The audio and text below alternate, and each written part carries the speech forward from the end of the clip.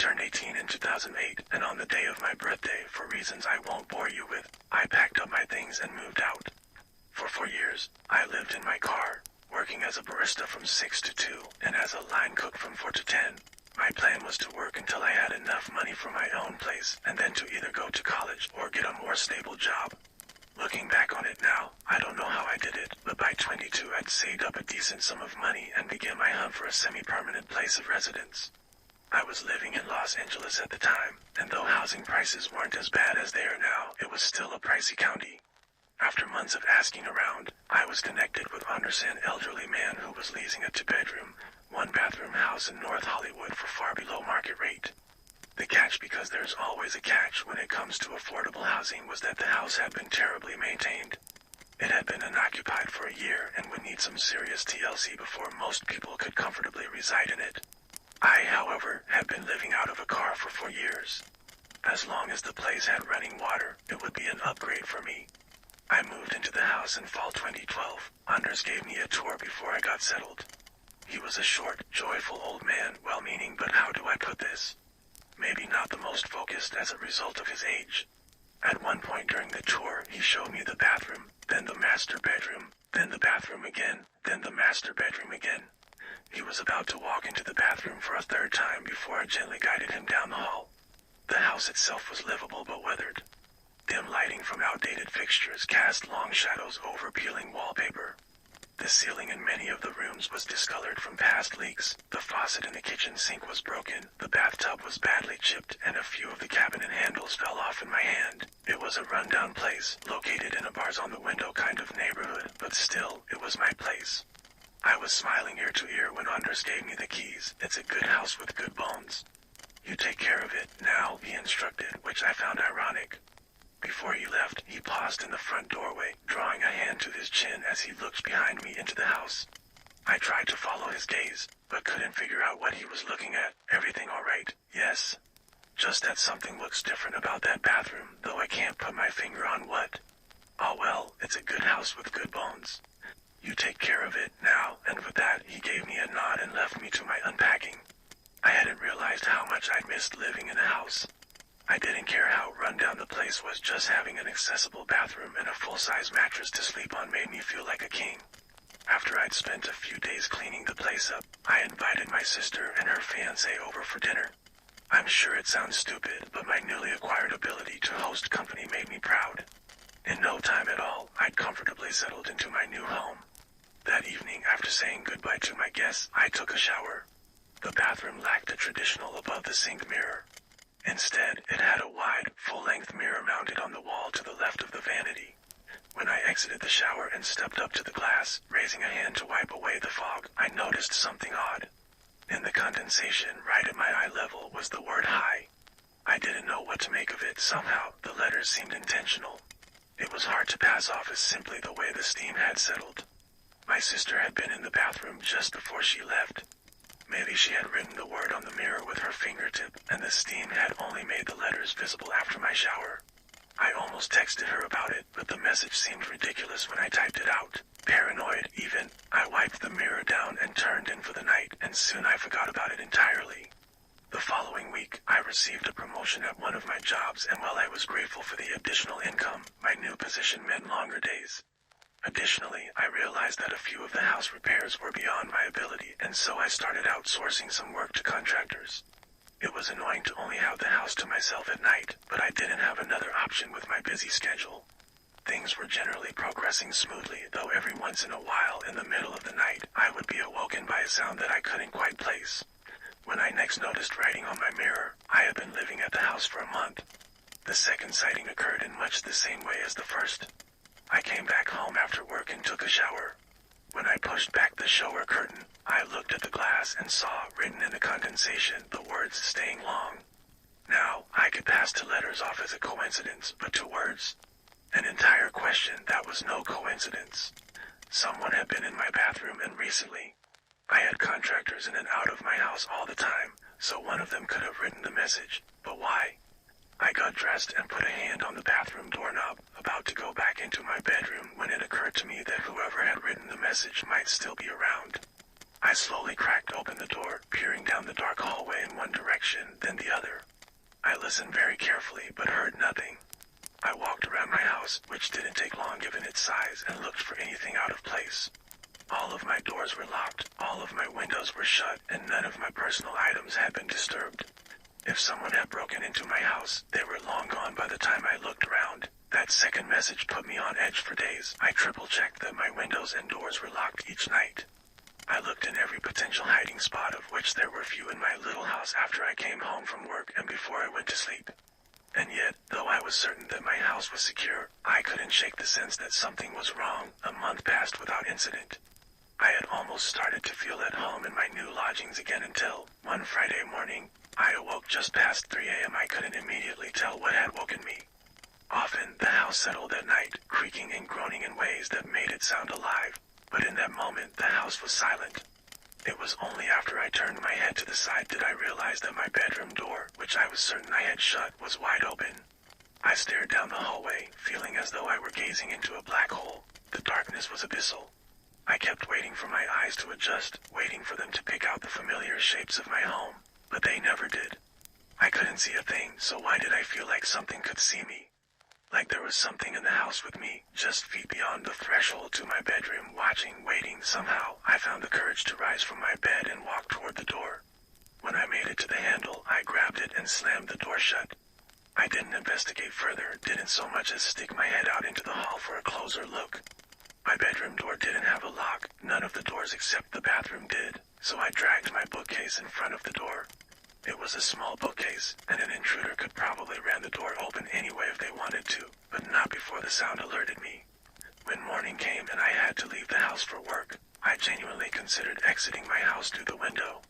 I was almost late by the time I worked up the nerve myself to look around my house before I left. As always, I found nothing amiss. After work, when I reluctantly returned home for the night, I ate a quick dinner and hopped in the shower.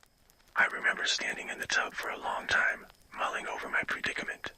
I'd heard horror stories about people secretly living in other people's homes.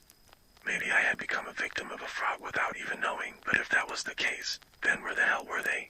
There was nowhere to hide in that tiny house. I'd torn the place apart multiple times by then, checking every cabinet and closet. The inside of the house couldn't be accessed from the crawl space, and the air vents were too small for a person to fit in. Suddenly, I heard a click so tiny that I'd almost missed it entirely. I tore back the shower curtain, gripping the shampoo bottle like I was about to bludgeon an intruder to death with it. As I'd come to expect, there was no one in the room, but there was a new message on the mirror. This one was bold, the easiest to read of any of the messages I'd received so far. It was 3 words long. I see you. Some awful amalgam of fear, confusion, and anger made my stomach churn. Ultimately, the latter emotion rose above the rest. I hastily dried off and threw on some clothes, then grabbed my phone from where I'd left it on the bathroom counter. I punched in Anders' number and glared at that damn mirror as I listened to the phone ring again and again.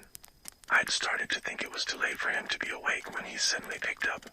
He started to ask me how I was faring in my new lodgings before I cut him off. I need you to tell me if there's some way that a person could be getting into the house, I said. Every night, I check every window and door. I check every cupboard, closet, and cabinet, and still things aren't amiss. You need to let me know if there's some entry point that I'm not aware of. Anders didn't seem to entirely understand what I was asking. What's getting in? You let me know if you're having rat troubles. My last tenant before you had rat trouble sometimes. Yeah, sure, I've got rats. Besides the doors and the windows, how could they be getting in? Well, there's the vents of course, and there was a chimney once, though we had it sealed up a good long while ago.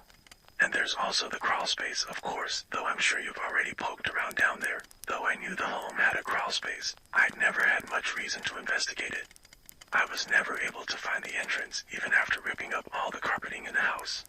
Likely, hardwood had been installed over the access door, making it an unlikely point of entry for an intruder. How do I get down to the crawl space?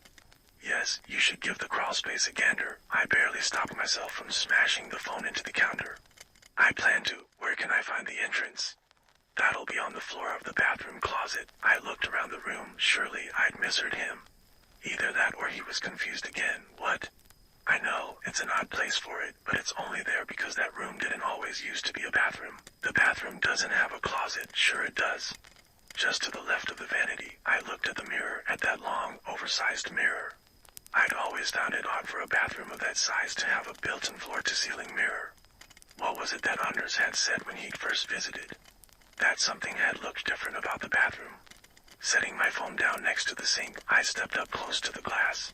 I spent a few moments feeling around the frame, looking for a latch, then I grabbed a portion of the right side of the frame into hands. After one hard yank, the mirror swung open like a door, revealing a large walk-in closet. Anders was saying something on the other end of the line, but I was distant to answer. There was a square-shaped hole at the back of the closet, which I assumed led down to the crawl space beneath the house. The closet floor was littered with all kinds of trash, filthy sheets, fast food containers, beer cans, and I realized some of my own items. Little things I thought I'd misplaced: a sock, a toothbrush, a comb, and a small framed photograph of me, my sister, and our old family dog. I crouched down to pick up the photo, perched in the doorway as I studied my younger, smiling self. I heard Anders saying my name over the phone, except the voice didn't sound much like Anders at all. It was too deep, too clear, too close. When I looked up, a man was peeking out at me from the hole in the floor. He smiled at me, his eyes wide and pupils blown, his smile so wide it looked painful, and his hair long and matted. He was only visible from the neck up, and the harsh lighting made it look like a disembodied head was grinning at me from the back of the closet. Horrified, I rose to my feet and ran. I didn't stop running until I made it to my car, which I promptly drove to my sister's house. The next day, I drove to the police station to file a report. An officer met me at the house to check the scene, and I showed him the hidden closet, which indeed had an entrance to the crawl space. My best guess was that the intruder was entering my crawl space from the small door on the side of my house. He'd likely been squatting in the house during the year in which it sat unoccupied, and when he saw it was being prepared for sale, he had disguised the closet door so as to keep a little room for himself. Why he decided to stay or why he was leaving me messages, I can't say. From his actions and from what little I saw of him, I think it's safe to assume that he wasn't of sound mind. Unfortunately, the man was never found. For all I know, he's still in that same neighborhood. Hell, he might even be in the same house. I moved across the county afterwards and have lived in studio apartments ever since. The thought of living in a big house with all those rooms and corners and places to hide gives me the creeps. It's not just houses that the incident soured for me, but mirrors as well. These days, when I visit a friend or stay at a hotel, I always have to carefully inspect the bathroom mirrors, shining a light directly into their faces and tapping a finger against the glass. Because the worst detail of the whole ordeal was that, when revisiting the bathroom with the police officer, I stepped into the old closet, closed the door, and looked into the mirror. Instead of the mirror backing, I saw the officer's face on the other side of the glass.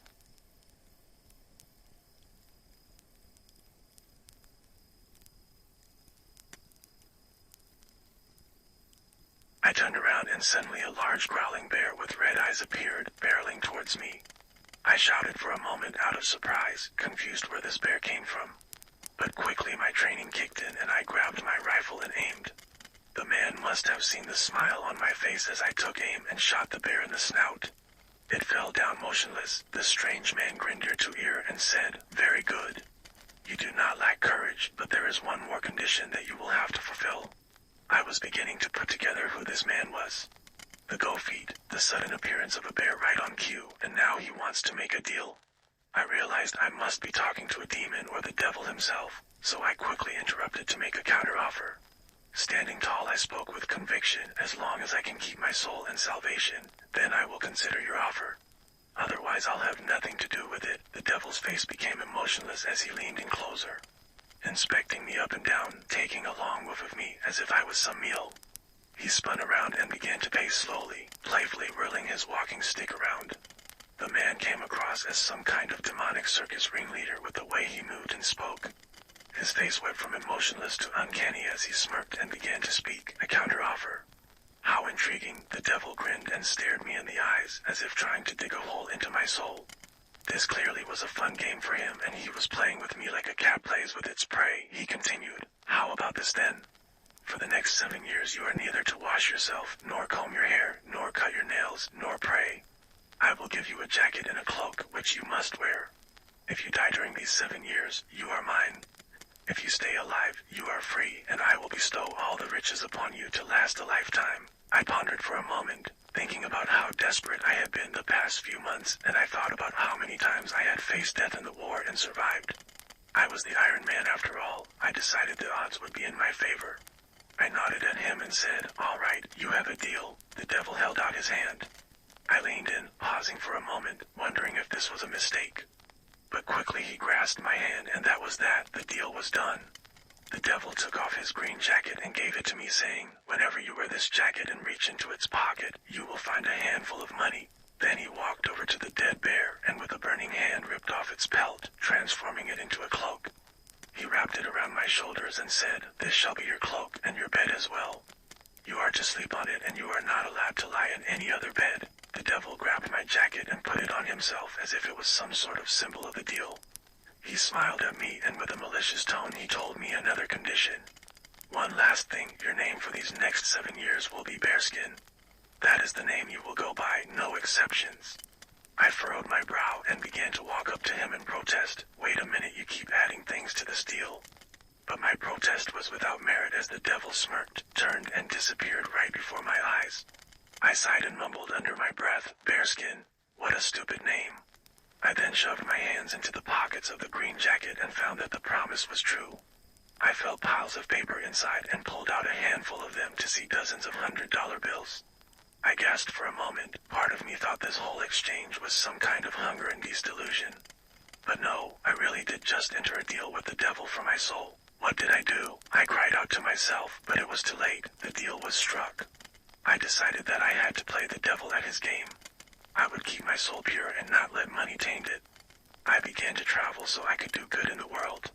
I didn't buy any material things for myself, only basic food and shelter, and I gave money to others in need. I didn't want to get comfortable at any one location, so I stayed at hostels, shelters, or cheap motels. I figured if I did good deeds, my soul would stay clean, and if I kept on the move I would have a better chance of surviving. The first 2 years, my appearance went from okay to somewhat acceptable. By year 3, I smelled like a rotting corpse and I looked like some kind of cryptid bear person. I was covered in dirt, hair was overgrown and matted, and my nails were long and curling. I was a mess and it was getting harder to be accepted around the general populace. Everyone who saw me ran away. But because I gave back to others, I was always able to get by and find some lodging and food. This was a 7-year war that I was determined to win. In the 4th year, I arrived at a growing town in the east. The only option for lodging was a motel that was being renovated. Half the rooms were still run down and unsafe. The owner would not let me rent a room though. He told me it was because I would scare away patrons. So I reached into both pockets and pulled out piles of money for him, throwing it on the counter. The owner's eyes grew wide and he agreed to let me stay, but only in one of the dilapidated rooms. I also had to promise not to let myself be seen, saying he would evict me if I scared away patrons. One evening as I sat on the dingy bed, I began daydreaming about my future when I heard a loud sobbing in a nearby room. I had to stick to the plan. I had to help those in need. I decided to risk being seen and I knocked on their door. An old man answered, his cheeks tear-stained and the sound of his sobs still lingered. As he saw me, he jumped out of fear and was about to run away when I spoke. It seemed that a human voice coming from my tussle of hair and dirt made the old man curious, so he stopped to listen. I asked the old man, "What is wrong? Why all the tears?" The old man went on to explain his story. He recently lost all his money in a business deal. He even lost his house. The motel was the only place he could afford to keep a roof over the heads of his daughters and himself, and they barely had 1 meal a day to split between them. The motel being upgraded meant the new owner wanted them out as they couldn't afford the upgraded rooms. The new owner threatened to call the police to have them arrested if they did not pay up or leave. I smiled at the old man and put my hand into the green jacket pocket. "If that is your only problem, I have money," I said as I handed him handfuls of bills. "Take it, get back on your feet and help your family." The old man's eyes began to swell up as he softly cried tears of happiness. He smiled up at me and said, "Thank you for your generosity. Please come to dinner tonight with my family so I can repay your kindness with all I have to offer, my time and appreciation." I smiled and nodded to the old man, accepting his invitation. When dinner time approached, I knocked on his door. The old man answered, inviting me inside while saying, "I told my daughters what you have done to help us. They are all so thankful and looking forward to meeting you." I followed the old man into the little kitchenette. Just as he was about to introduce me to his daughters, one of them screamed out of fright and ran out of the room. For a moment, I forgot what I looked like. That scream reminded me again that people see me as a monster. I hung my head down and told the old man, I frighten people when I don't mean to. I will head back to my room. I started to turn around to leave when another one of his daughters called out to me, wait. Please don't go. What you did for us, and we are strangers to you. Clearly you are not a monster and we want to repay your kindness. Please have a seat. We want you to stay. She stood there smiling kindly. Her eyes held a pure sincerity in them. Her words and demeanor relaxed me and I took a seat at the table with the old man and the two remaining daughters. The kind-hearted daughter smiled as she passed me some food. My name is Adriana, she said. I mumbled back, my name is Bearskin. The other daughter at the table began to chuckle.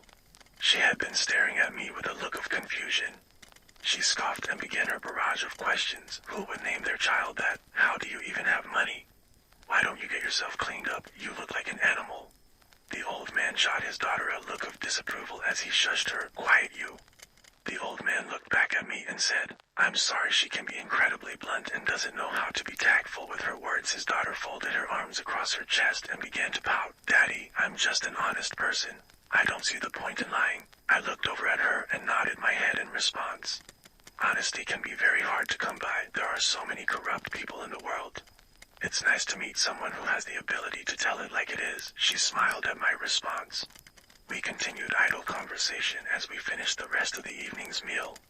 Their family won my heart that night and I ended up spending the next year in that town. During that year I helped them get situated into a home, get the father's business back, and pretty much became a part of the family. I had become especially close with Adriana. She was a very kind soul and was determined to repay my kindness with her company. As we spent more time together, I found myself starting to have romantic feelings for her. After 5 years of living with this deal, I decided to just be spontaneous. We were having a picnic at a nearby pond enjoying the scenery when I just blurted it out, Adriana, would you consider marrying me? I know it was a huge leap to ask her to marry me when I looked like this. But after the way my life had gone over the last 5 years, I figured I would just take a shot at happiness. I have been dealing with rejection and disgust this whole time, so I could easily handle it if she said no.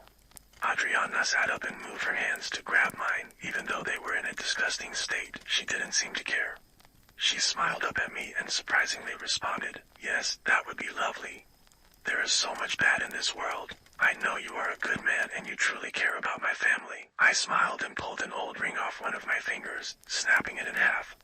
As I tried to explain my one caveat, I still have to complete this journey I am on. It is difficult for me to explain why, but I must leave for a bit to finish this. She looked up at me concerned. How long will you be gone? I shook my head and told her, I have 2 more years left. If you are okay with waiting, I want you to keep half of this ring and I'll keep the other half. When I get back, I will get you a proper ring. She began to cry softly. I wrapped my arms around her and told her, I must go help more people. I have a situation hanging over my head and I don't want you or your family to get hurt.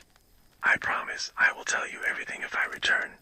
If I do not return after 2 years, then it is because I have died. She nodded, continuing to cry, but took the half piece of ring. I traveled the country for the next 2 years, doing good wherever I could. Finally, the last day of my 7 years came around. So Adana went back to the apple tree at the crossroad and waited for the devil to show up. Fairly quickly the wind began to howl and the shadow fell across the road again. I looked up to see the devil scowling angrily at me. He threw my old jacket at me and demanded the return of his green jacket. I stood tall, proud of surviving the last 7 years and doing good all along the way. I held up a finger up to the devil as I made my demands. Now hold on, we haven't finalized our deal yet. You added more to the deal without giving me a chance to counter last time, so my final demand is, you have to clean me up. Take the last 7 years of filth and growth and make me look as I was. The devil scowled and raised his hand up, snapping his fingers, and suddenly I was back to looking like myself again. My skin was clean, hair and nails trimmed, and clothing was fresh. I looked even better than I had before. Now, you owe me my riches. I announced to the devil. The devil grit his teeth at me and reluctantly snapped his fingers as he said, there. Now your jacket will always provide you with the same wealth as my green jacket did before. He then snatched up the green jacket and in an instant he disappeared. Seeing the demon gone, I smiled and let out a breath of relief. Finally, my life is my own again, I said to myself as I walked away from the crossroads for the last time. I quickly traveled back to the town where Adriana was, hoping with all hope that she would still be there waiting for me.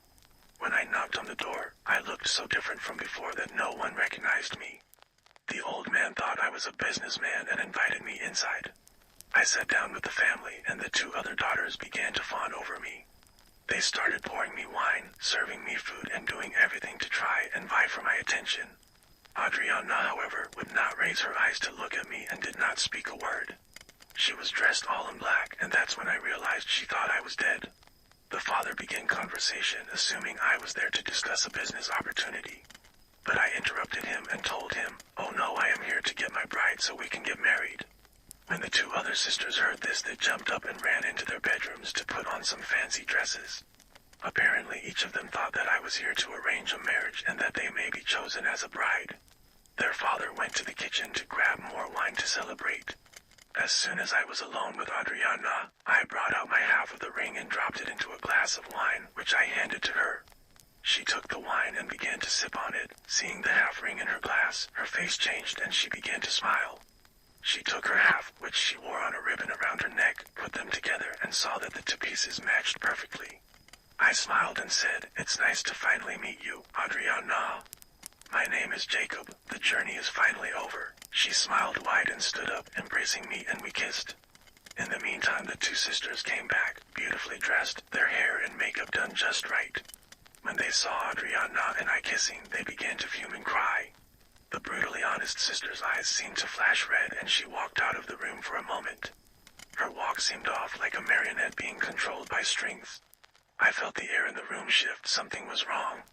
I looked around the room, trying to figure out what was going on when suddenly Adriana's sister came running back in, screaming with a knife in her hand. I couldn't stop her in time, and she began attacking Adriana with quick movements over and over. A scuffle ensued and I pulled her off Adriana, throwing her against a wall, knocking her unconscious. But it was too late. I scooped up Adriana. She had lost so much blood. It was everywhere, so much damage in only a few seconds. I yelled at the other sister to call for help. She got so scared she ran out of the house. The father came running into the room after hearing all the screaming. Upon seeing the bloody mess and his daughter laying there lifeless, he began to clutch at his chest as he fell to the ground. I felt like I was in some weird fever dream, surrounded by death. I ran to the phone to call for help. As I was speaking with emergency services, I heard Adriana's sister wake up and start screaming. What did I do? I ran back into the room to try and subdue her until the police showed up, but she saw me, panicked, and ran out the front door. I ran after her but couldn't catch up. I had to watch as she frantically ran into the road and straight into traffic, when suddenly a large truck appeared out of nowhere, slamming into her. I stood outside for a moment in complete shock of everything that I just witnessed. Then suddenly I felt a cool chill, the hair raising on the back of my neck as I watched a shadow crawl along the ground. The familiar shadow as I had seen 2 times before. I turned around to go back into the house, but there he was, leaning on his walking stick, grinning at me. The green jacket and goat feet, mocking me. I became red with anger and began to yell at him. What did he do? The devil leaned in close, growling out to me, "Can't you see? I now have 3 souls instead of just your one." He then disappeared in the blink of an eye. I lost the love of my life that day and remained forever scarred. 3 people died and their souls damned, all because I made a selfish deal. I never forgot their faces. 10 years have passed, and yet I recognized her like it was yesterday. The sister who ran away, I saw her standing outside my apartment last night. And she was wearing a green jacket, that familiar jacket. I thought I escaped with just heartbreak, but it would seem there is no true escape from the devil. I'm not sure what kind of deal she made. This is why I'm currently recording my story. I don't know what will come of me tomorrow. This might be my end.